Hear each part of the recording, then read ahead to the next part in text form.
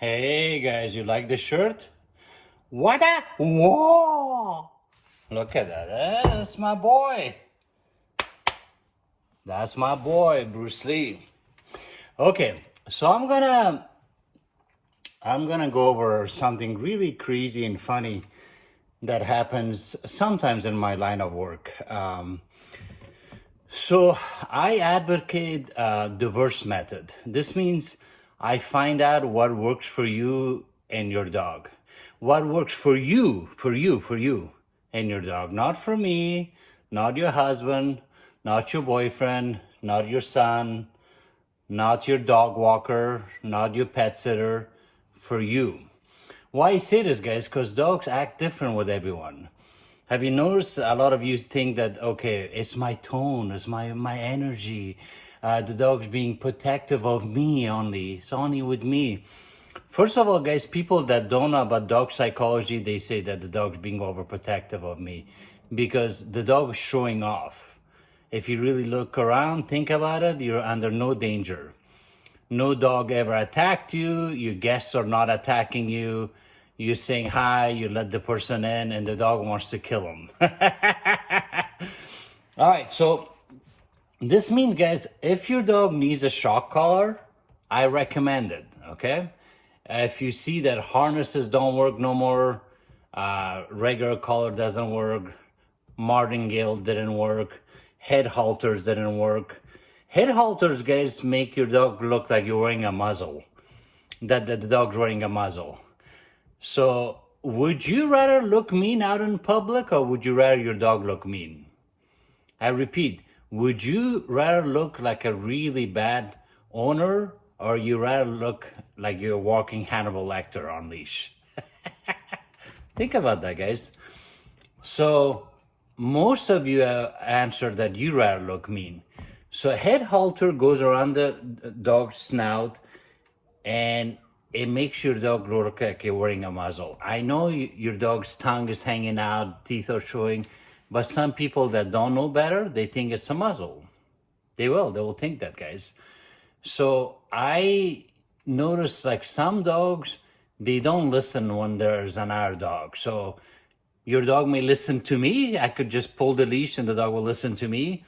Maybe your dog will listen to you when I'm there too, but I don't live with you, right? It's not my house, not my dog. I want your dog to listen to you when I leave. It's your dog, right? I want your dog to listen to you, not your husband, not your boyfriend. So why I say this, guys, is I recommend shock collars if you see that we exhausted all options, especially when the dog's leash reactive. Leash reactive means that the dog's losing its shit when it sees other dogs. It attacks every dogs, whether they're far, whether they're friendly, whether they're puppy, whether they're small, or it acts like it wants to attack other dogs. We don't know, right? We don't know whether it's all bark and bluffing or the dog will really bite. So it's like, okay. All right. So this happened in LA. This happened twice so far. One time in New York, this actress Heather Matarazzo flew me to her, and I was working with her and her girlfriend, and I was in a dog park, and the dog was attacking dog. We had it on a leash, and I was zapping it, and the dog, yelped a few times, and then this guy kept looking at me, kept looking at me.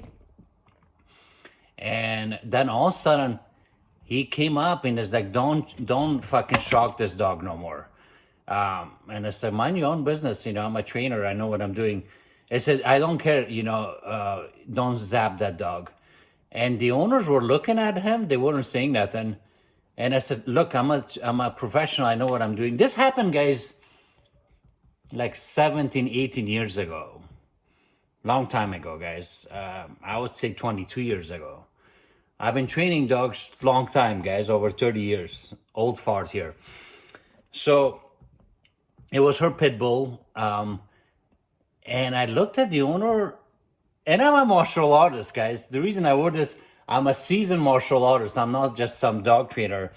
I also coach kickboxing. I have black belt in kickboxing and in taekwondo. So I can fight. I I hit harder than the average person. I kick harder than the average person. I have faster reaction, and I'm a big guy. Anybody that knows me, I'm 6 foot, and I work out still. I lift weight, so I have that presence about me. But I wasn't that big back then. I wasn't. I was a scrawny, little guy. But I could still fight because I've I've had my black belt for a long time now. All right. So this guy was a scrawny guy, and he kept looking at me and giving me a hard time. And then I looked at the client like, "Do you know this guy?" And she said, "This guy is weird. Like he's a cross dresser one day he's a dog walker, and he's kind of like off." Nothing against cross dressing, by the way, guys. I'm just saying like that's what the client said. And she said that this guy sometimes goes and acts really weird, and he brings people's dogs. He's a dog walker. So I'm thinking to myself, see how I think, guys. It's like I always think like few different scenarios in my head. Like I always think of the outcome. Like I don't do random stuff. I always think ahead. I always think before I act. So I'm thinking to myself, okay, if I beat this guy up, who's gonna take those dogs home? The cops could come. And I don't get in a fight, guys. But if I get in a fight, if I ever get in a fight, you better believe it was like last resort. And you either gotta kill me, knock me out, or break something really bad for me to stop. I'm not gonna stop. So that's why I don't get in fights, guys. Martial arts teach us to have self-control first.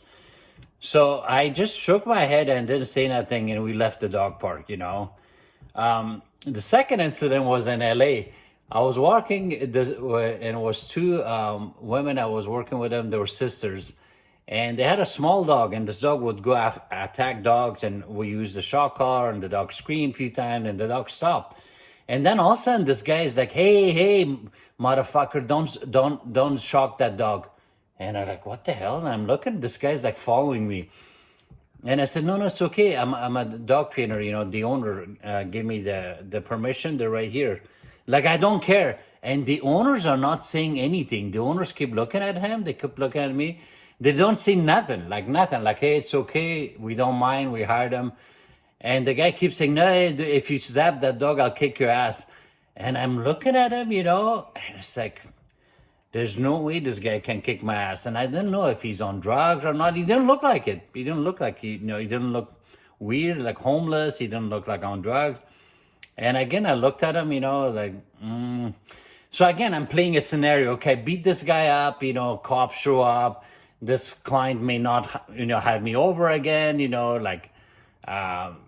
it's just like, it was really bizarre. So the moral of the story of this is, guys, is one, I advocate diverse method. I find out what works for you and your dog. If shock collar is the last resort, that's way better than killing the dog.